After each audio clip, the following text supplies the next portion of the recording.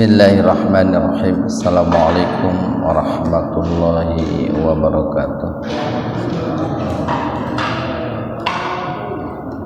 Innal hamdalillah nahmaduhu wa nasta'inuhu wa nastaghfiruh. Wa na'udzu billahi min syururi anfusina wa sayyiati a'malina. Man yahdihillahu fahuwal muhtadi wa man yudlilhu fala hadiya lahu. Asyhadu an la ilaha illallah wahdahu la syarika lahu wa asyhadu anna Muhammadan abduhu wa rasuluh, amma ba'd. Hadirin ikhwatu iman jemaah kuliah subuh yang mudah-mudahan senantiasa mendapatkan ridho dan ampunan Allah Subhanahu wa ta'ala. Pada kesempatan subuh ini, kajian tafsir di Majlis Tafsir Iliyin ini, kita mengkaji surat Al-Baqarah ayat 46. Surat Al-Baqarah ayat 46. Kita bahas tajwidnya dulu. Allah, hamzahnya itu hamzah wasol itu Pak. Jadi hamzahnya itu hamzah wasol, a-nya itu hamzah wasol. Hamzah wasol itu hamzah yang berfungsi untuk menyambungkan. Hamzah yang berfungsi untuk menyambungkan. Nah, ini karena di awal pembicaraan, kalau seandainya hamzahnya nggak diaktifkan gitu, itu membacanya susah. Maka hamzahnya itu diberi harokat fathah. Ketika dibaca itu dihidupkan dengan harokat fathah. Tapi kalau seandainya jatuhnya di tengah kata atau ada kata yang mengawali sebelumnya, umpamanya pakai wawu Pak, jadi walla, hamzahnya diabaikan, jadi nggak wa'alla, nggak begitu, tapi walla. Nah, itu yang disebut dengan hamzah wasol, itu seperti itu. Ladzi madbi'iyya yadunnu guna, nun bertasdid itu guna. Guna itu mendengung. Ditahan dua ketukan biar terdengar mendengung. Anna guna,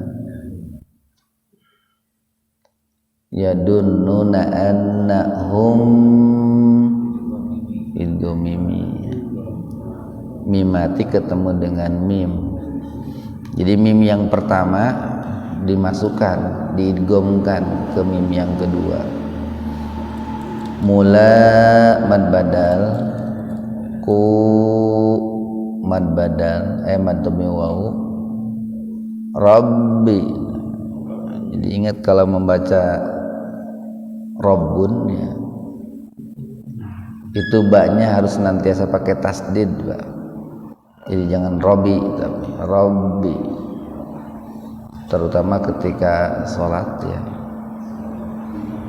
ketika ruku dan sujud, bagi yang membacanya, membaca doanya itu Subhana Rabbiyal Azim atau Subhana Rabbiyal A'la. Nah, itu kata Rabbun, kata Robbi, baknya pakai tasdid. Robbi, Rabbihim idhar syafawi. Mim mati ketemu dengan wawu, jadi mimnya dibaca idhar Pak, dibaca jelas di bibir. Wa anna guna, nun bertasdid itu guna. Hum idhar syafawi. Mimati ketemu dengan hamzah.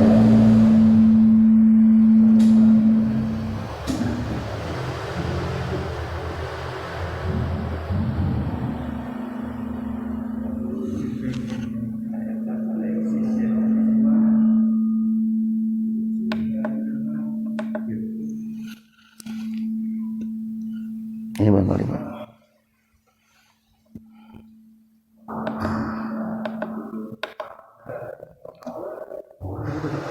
Ilai madlain ya. Huruf ya didahului oleh fathah ya. Huruf ya didahului oleh fathah. Jadi dibaca mad, dibaca panjang. Mad itu panjang. Tetapi karena jatuhnya di tengah-tengah kata atau di tengah-tengah kalimat, maka panjangnya itu tidak sepanjang ketika jatuh pada tanda berhenti.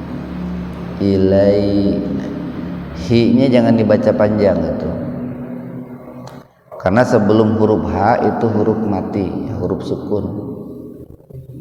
Seandainya sebelum H itu huruf mati, H-nya atau hi-nya dibaca panjang, tapi ini kan sebelumnya sukun, jadi hi-nya dibaca pendek saja. Ilaihi ro mad badal, ji'un mad arid li sukun. Jadi karena ada mad tabi'i wawu jatuh pada waqaf, atau karena ada waqaf didahului mad tabi'i wawu, itu disebut mad arid li sukun dan menempati urutan terbanyak dalam Al-Quran itu. Ikhwanu fiddin arsyadakumullah. Dalam ayat sebelumnya Allah Subhanahu wa ta'ala menjadikan sabar ya, dan sholat itu sebagai solusi untuk mengatasi segala persoalan ya, untuk mengatasi segala problem yang ada dalam perjalanan hidup kita itu. Jadi yang pertama adalah dengan sabar, yang kedua adalah dengan sholat.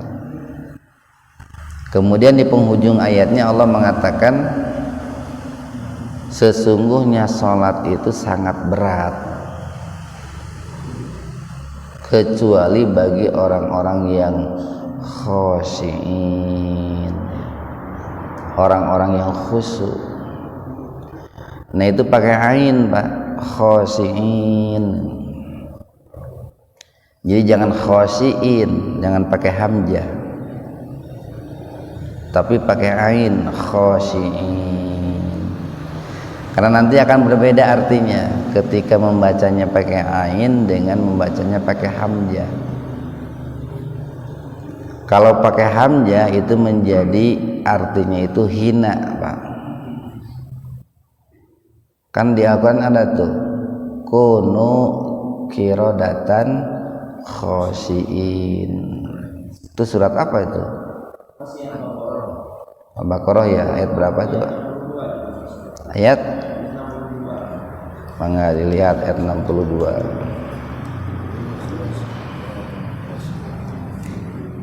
Al-Baqarah ayat 62. Nah itu Pak.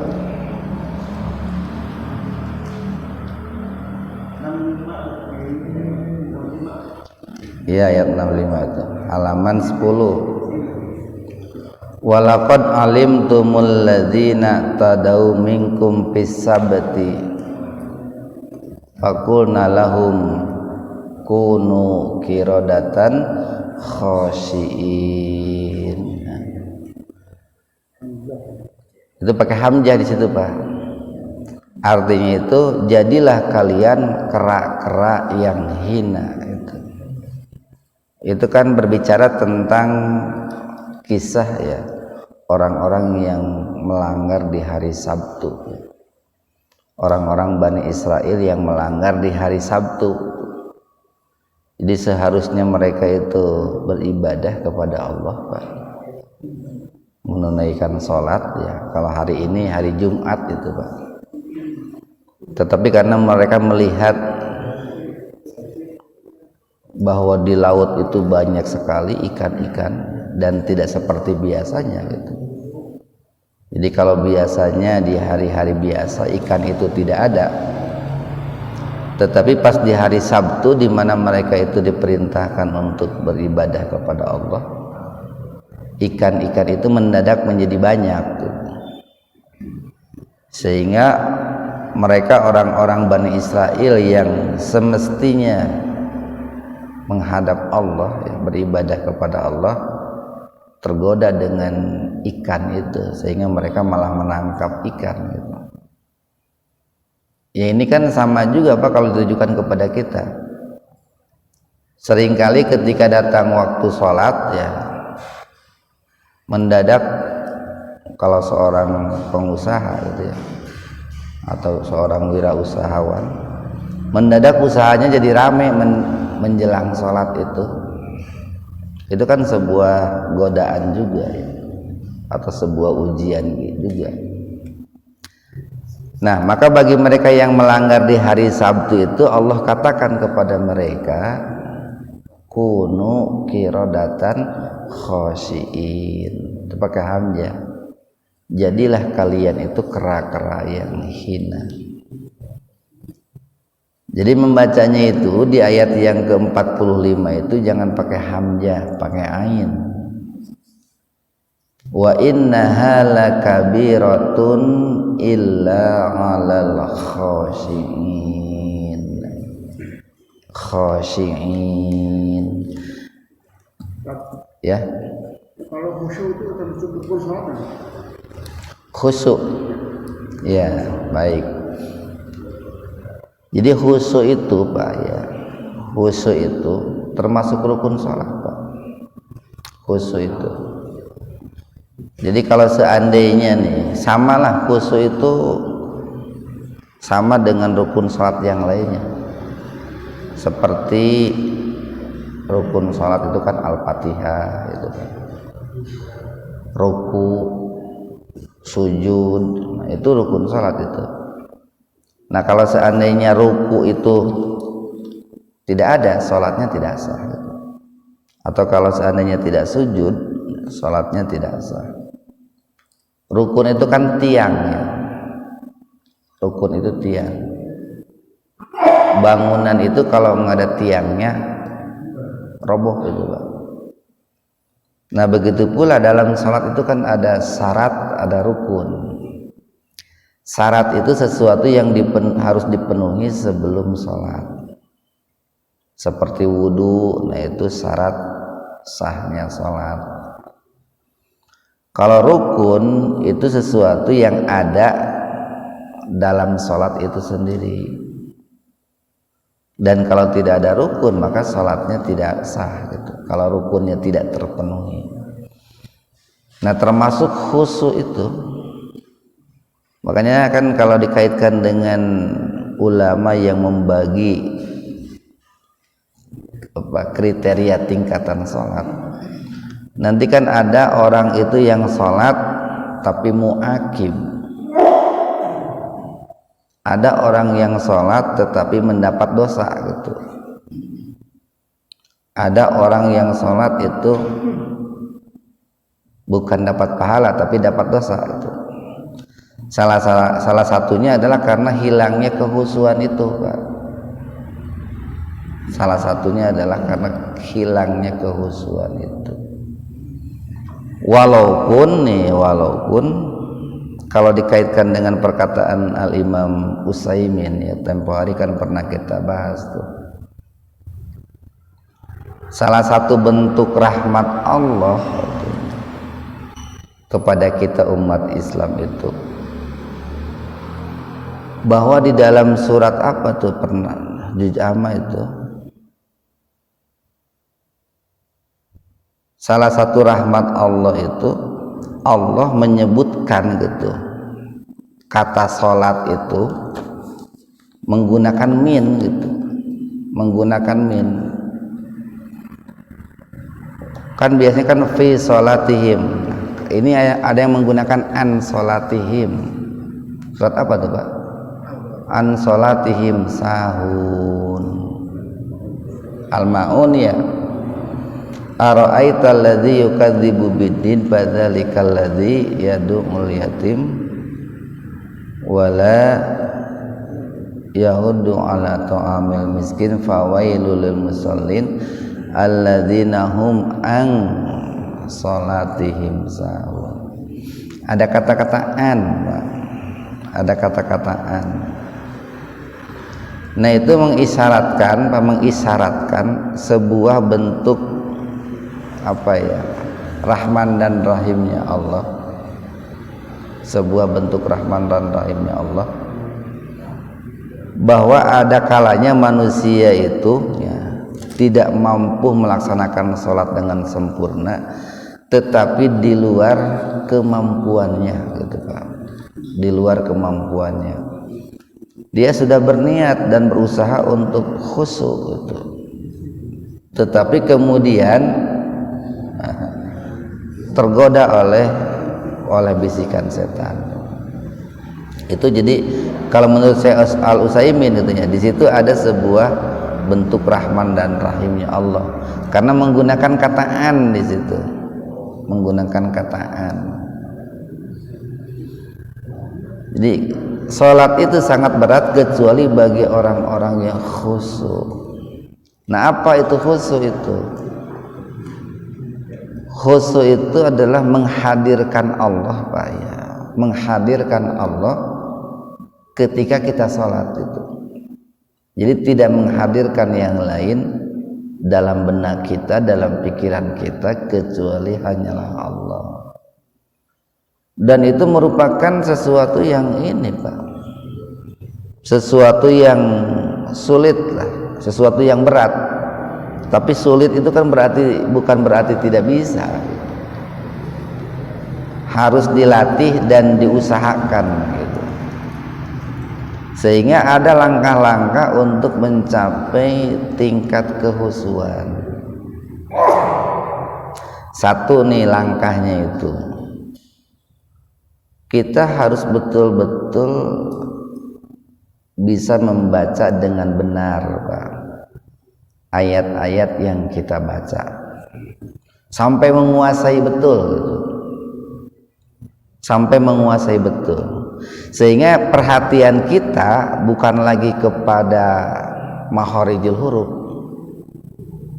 Ketika membaca Al-Fatihah atau surat itu, perhatian kita fokusnya bukan lagi kepada makharijul huruf, tapi fokusnya itu kepada Allah gitu. Itu kan perlu dikuasai betul gitu. Yang kedua, pahami betul artinya, sampai seolah-olah ayat Al-Quran yang kita baca itu seperti bahasa kita Pak. Sehingga perhatian kita bukan lagi kepada arti, tapi perhatiannya bagaimana ini menghadirkan Allah ketika kita membaca ayat itu. Yang ketiga, diusahakan ketika mau sholat itu dalam keadaan ini, dalam keadaan segar, dalam keadaan bugar itu Pak.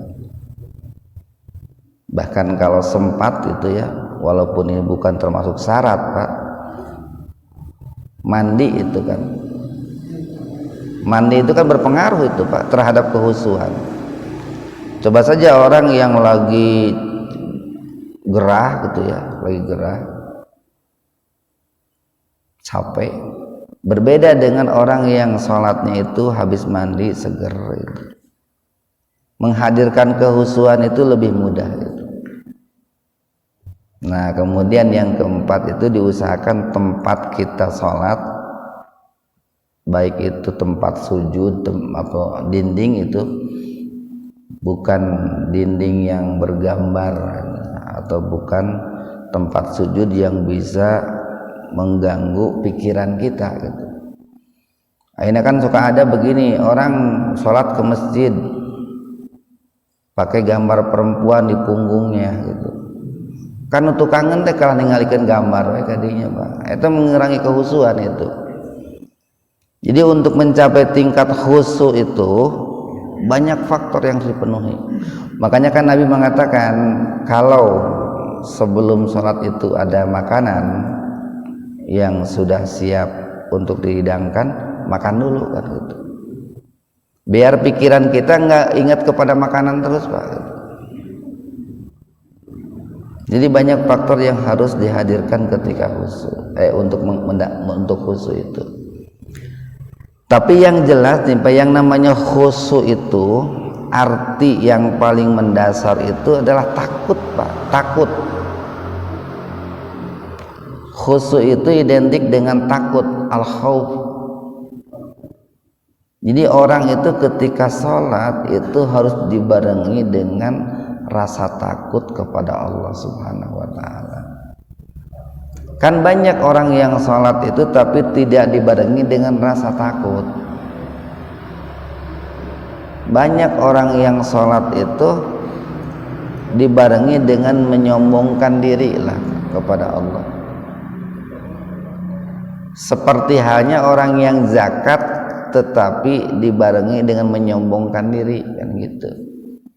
Zakat itu kan sebetulnya untuk menumbuhkan rasa empati gitu ya, untuk menumbuhkan kelembutan, untuk menumbuhkan kasih sayang ya. Tetapi malah yang muncul itu kesombongan, itu bertentangan dengan maksud dan tujuan zakat, Pak. Salat itu kan sebetulnya dalam rangka menundukkan itu. Tapi banyak orang yang salat menyombongkan diri. Nah, maka tadi yang paling penting itu, makna yang paling mendasar dari khosyiin itu adalah menumbuhkan rasa takut. Jadi dengan bedanya ain dan hamzah itu perbedaan artinya sangat jauh.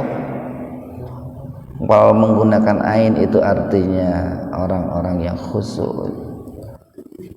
Kalau menggunakan hamzah itu adalah orang-orang yang hina. Nah, di ayat yang ke-46 ini Allah memberikan penjelasan, Pak. Apa yang dimaksud dengan khusyuk itu, Pak. Ini yang sering kita istilahkan, para ulama menyebutnya itu tafsirul ayah bil ayah itu. Menafsirkan ayat Al-Qur'an dengan ayat Al-Qur'an lagi gitu. Jadi jika muncul apa yang dimaksud dengan khusyuk, menurut ayat 46 itu yang disebut khusyuk itu adalah alladzina, yaitu orang-orang yang yadunnuna, senantiasa yakin, Pak. Jadi donna itu bisa diartikan yakin, bisa diartikan sangkaan. Jangan suudon gitu ya, jangan berburuk sangka. Jadi terkadang diartikan sangkaan, terkadang diartikan yakin, tergantung redaksinya aja, Pak. Kalau di sini diartikan yakin, yadunnuna, senantiasa yakin. Di sini menggunakan fi'il mudhari itu menunjukkan adanya tuntutan kontinuitas itu, Pak. Yang namanya yakin itu bukan hanya sekali dua kali, tetapi harus dipupuk ya, Pak. Harus ditumbuh suburkan agar keyakinan itu betul-betul ada dalam jiwa kita itu. Itu orang-orang yang yakin annahum, bahwasanya mereka itu mulaku, akan bertemu, Pak, Rabbihim, dengan Rabb mereka. Jadi orang yang khusyuk itu adalah orang-orang yang yakin bahwa dirinya itu akan bertemu dengan Rabb mereka. Kalau dalam surat yang lain itu kan dalam juz 30 itu, Pak, mulakih, pamulakih. Ya ayyuhal insan innaka kadihun ila rabbika kadhang pamulaki. Surat apa itu? Wahai manusia, sesungguhnya kalian itu sedang berusaha keras gitu, untuk menemui Rob kalian, dan kalian itu pasti akan menemuinya gitu. Al-Infitor apa Al-Insikok gitu ya. Ya ayyuhal insan innaka kadihun ila rabbika kadhang pamulaki. Kesananya itu Pak amman utiya kitabahu biyamini. Al-Insikok ya. Ayat keberapa itu Pak? Ya ayyuhal insan innaka kadihun ila rabbika kadhang pamulaki. Wahai manusia, sesungguhnya kalian itu sedang berjalan menuju Tuhan kalian, dan kalian itu pasti akan menemuinya gitu. Pasti akan menemuinya. Nah, orang-orang yang khusyuk itu, Pak, orang-orang yang khusyuk itu adalah orang-orang yang yakin betul bahwa dirinya itu akan bertemu dengan Allah. Ya. Surat naon Pak? Ayat 6 ya. Surat Al-Insyikok ayat 6. Nah, dengan keyakinan betul bahwa dirinya itu akan bertemu dengan Allah, nanti kan akan muncul perilaku-perilaku yang lain, Pak. Akan muncul amaliyah-amaliyah yang lain. Satu nih, dengan keyakinan kepada Allah itu akan muncul dirinya itu malu kepada Allah. Kalau saya akan menghadap Allah lalu saya itu tidak punya bekal, malu gitu. Yang kedua, karena dia itu yakin akan bertemu Allah, itu kan sebuah perjalanan, Pak. Sebuah perjalanan itu kan perlu bekal gitu. Sebuah perjalanan itu perlu bekal. Maka dia akan mempersiapkan bekal untuk bertemu dengan Allah itu. Jangankan bertemu dengan Allah, Pak. Seringkali kan begini, seorang ayah, seorang ibu nih, Pak. Biasanya kalau dari kampung gitu, kalau mau menemui anaknya itu kan segala dibawa, Pak. Ada pisang dibawa, bikin lepet, ngalalau, mencit hayam, kan gitu, Pak. Mawa beas, kan ti lembur teh gitu. Lamun cek pikiran budak ayeuna, padahal beli we di Bandung capek-capek gitu tah. Kan moal berat gitunya. Beli we ke di Bandung kan aya ogen. Hayam aya gitunya, bacang aya di Bandung teh. Tapi cara berpikir orang tua itu enggak begitu. Rasanya itu enggak enak, udah lama gitu 2 tahun enggak bertemu anaknya di Bandung. Ya umpamanya ibunya dari Garut lah, dari Pamengpeuk gitunya. Udah lama enggak ketemu anaknya di Bandung. Itu kan ngebedahkeun laut meureun itu teh, Pak. Keur mawa lauk ke Bandung. Itu untuk menemui anak itu. Walaupun ketika datang ke Bandung kan oleh anaknya juga nggak bakalan habis, dibagiin kan ke tetangga katanya. Tapi kan mawa beas nagen sabaraha katanya, mawa ikan nagen sabaraha kilo itu. Nah itu hanya sekedar untuk bertemu anak itu. Nah apalagi ketika orang itu punya keyakinan betul bahwa dirinya itu akan bertemu dengan Allah, tentu kan perlu bawa perbekalan.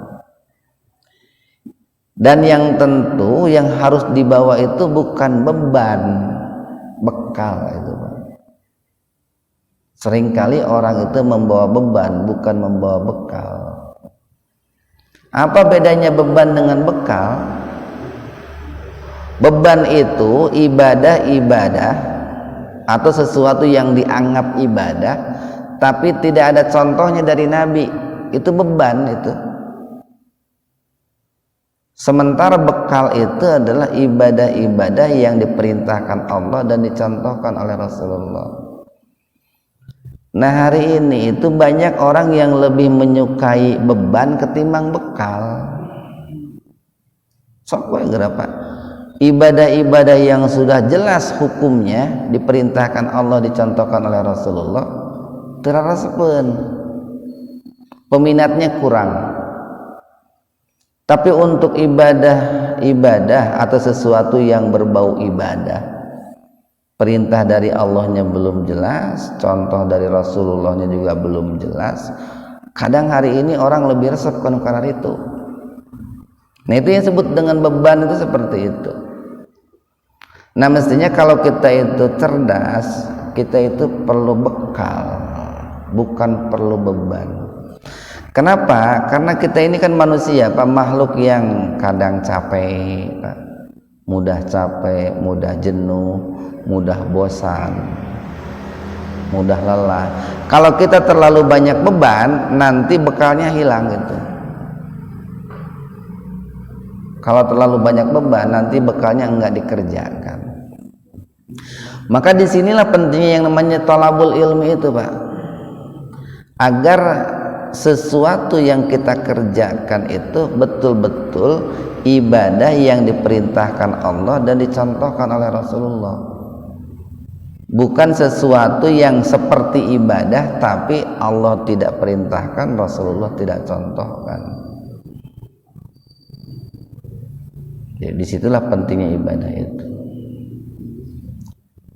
Jadi orang-orang yang yakin betul bahwa dirinya itu akan bertemu Allah, wa annahum, dan sesungguhnya mereka itu ilaihi, hanya kepadanya. Hi-nya itu kembali kepada Allah, Pak. Ilaihi maksudnya ilallahi, hanya kepada Allah, rajiun, akan dikembalikan. Wa annahum ilaihi rajiun, dan sesungguhnya mereka hanya kepada Allah dikembalikan. Nah, kemarin kan salah satu jamaah kita, Bapak Haji Oloan, kan kembali kepada Allah Subhanahu wa taala. Dan kita ini kan calon-calon semuanya itu, Pak. Kita ini calon-calon menghadap Allah, yang sedang berantri lah untuk menghadap Allah Subhanahu wa taala.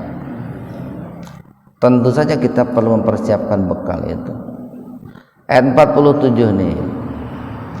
Ya bani, wahai anak cucu keturunan Israila, Israel. Nabi Yakub disebut Israel, Pak. Jadi gelar Israel itu sebetulnya awalnya ditujukan kepada Nabi Yakub. Karena beliau itu adalah orang-orang yang senang untuk melakukan sebuah perjalanan, Pak. Jadi beliau itu orang yang senang menjelajah gitu, dari satu kota ke kota lain, dari satu negeri ke negeri lain. Dalam rangka apa ya? Dalam rangka berdagang, dalam rangka berdakwah itu. Disebutlah Israel itu. Nah, anak cucunya itu disebut Bani Israel itu. Kalau terjadinya menjadi yang gimana? Ya. Kemarin sudah kita katakan, seringkali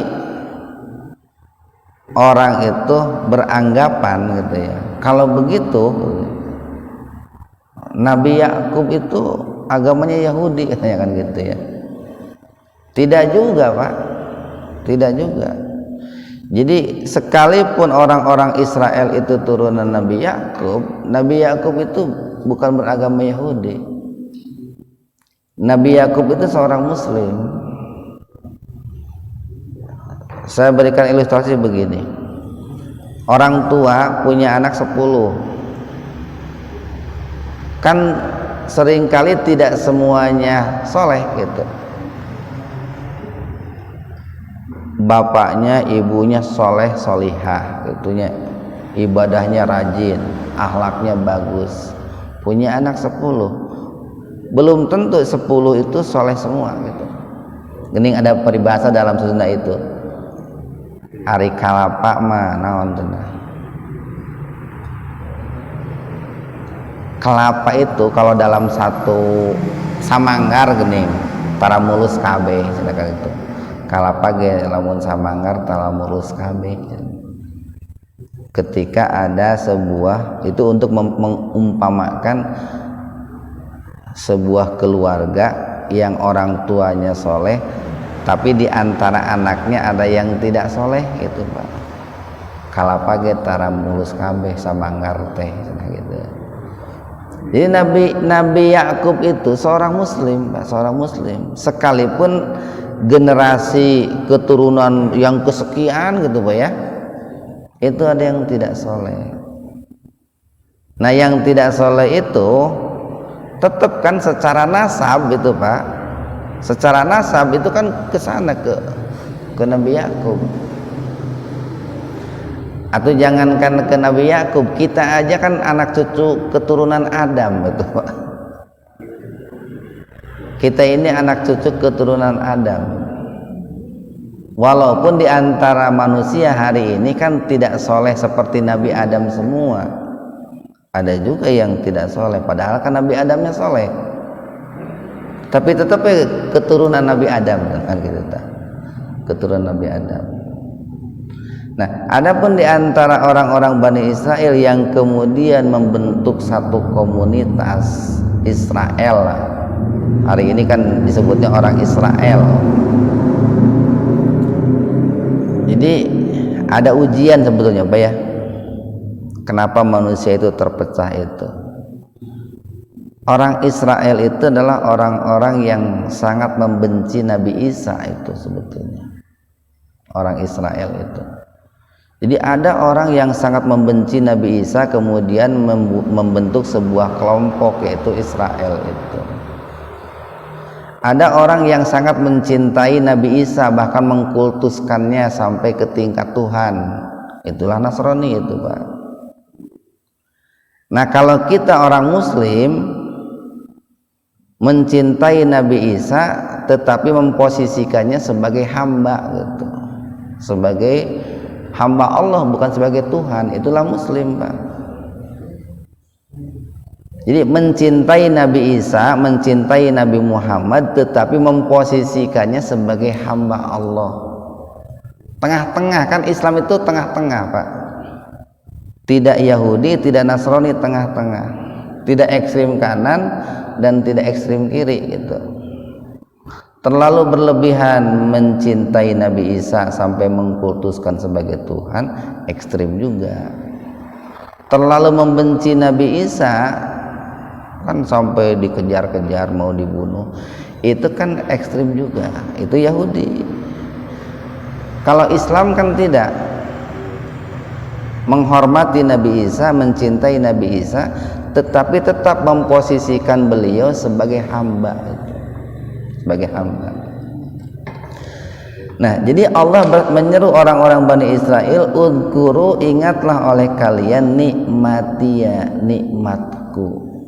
Diulang nih Pak ya, tempo hari kan pernah juga dibahas tuh ayat yang ke-40, ya Bani Israil adhkuru nikmatia allati, yang mana nikmat itu an'amtu, aku anugerahkan, aku berikan alaikum, kepada kalian. Wa anni, dan sesungguhnya faddaltukum, aku telah istimewakan kalian. Fadilah itu kan keutamaan Pak. Aku telah utamakan kalian alal alamin, atas manusia di seluruh alam. Nah di sini para ulama menafsirkan, Pak, kapan Allah itu mengistimewakan orang-orang Israel itu Pak, orang-orang Bani Israel, yaitu ketika orang-orang Israel itu mengimani Allah dan mengimani Rasul-Rasul Allah. Itu diutamakan oleh Allah, dimuliakan oleh Allah. Ketika orang-orang Israel itu menentang Allah dan menentang utusan-utusan Allah, maka pada saat itu mereka itu dihinakan oleh Allah. Jadi kalau orang Israel itu pernah mencapai puncak kejayaan itu Pak, Nabi Yusuf itu Pak, itu kan seorang gubernur Mesir yang sangat berhasil.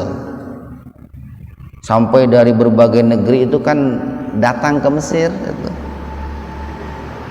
Kenapa? Karena Mesir pada saat itu maju. Nah, Nabi Yusuf itu keturunan Nabi Yakub. Secara Bani Israel Nabi Yusuf itu. Kalau kita Banu Ismail Pak. Kalau kita nih, kita keturunan Ismail. Jadi di dunia ini ada keturunan Israel, Banu Israel, ada keturunan Ismail, Banu Ismail.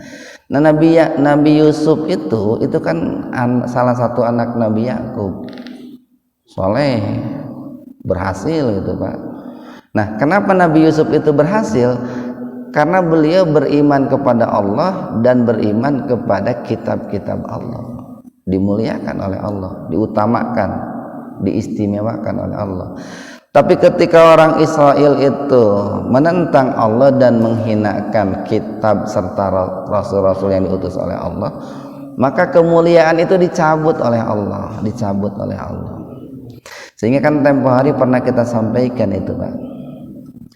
Salah satu penyebab kenapa umat Islam itu terbelakang gitu.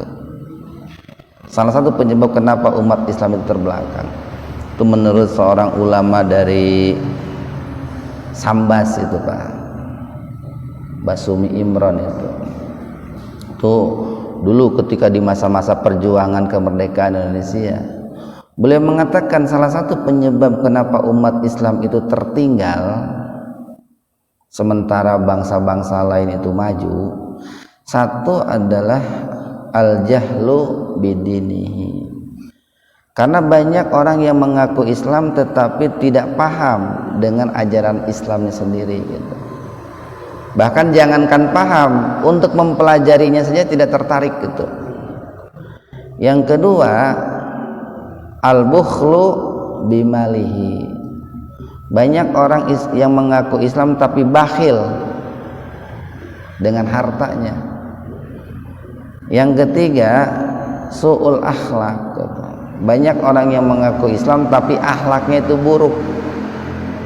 Akhlak kepada Allah buruk, akhlak kepada Rasulullah buruk, akhlak kepada orang-orang beriman juga buruk.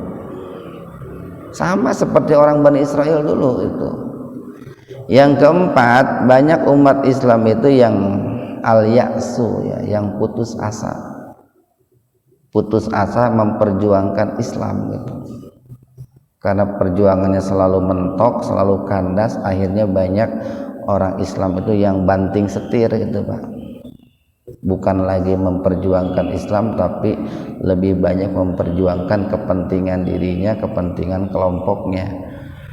Jadi yang diperjuangkan bukan Islam tapi kelompoknya. Kemudian yang kelima, al-jumud ya. Banyak orang Islam yang berpikir statis gitu Pak. Berpikir ini tidak berkembang lah, berpikirnya itu yang jumud, yang stagnan itu. Nah, itu penyebab kenapa umat Islam itu terbelakang. Sebetulnya 5 penyebab itu penyebab kenapa orang-orang Israel itu dicabut nikmatnya oleh Allah gitu. Dicabut nikmatnya oleh Allah itu. Yang semula orang-orang Israel itu dimuliakan oleh Allah Subhanahu wa taala. Maka kita pun Pak, kalau umat Islam hari ini ingin dimuliakan oleh Allah, ya penuhi syarat-syarat tadi. Umat Islam harus berusaha memahami agamanya gitu ya. Kedua, umat Islam harus senantiasa berbagi dengan zakat, infak, sedekah. Yang ketiga, umat Islam harus memperbaiki akhlak baik kepada Allah, Rasulullah, orang beriman, kepada binatang, kepada tumbuhan. Yang keempat, umat Islam itu harus optimis. Yang kelima, umat Islam itu harus berjiwa besar ya, berpikir maju, berwawasan ke depan itu. Nah, itu saja yang bisa kita sampaikan pada kesempatan ini. Wabillahi taufiq wal hidayah. Assalamualaikum warahmatullahi wabarakatuh.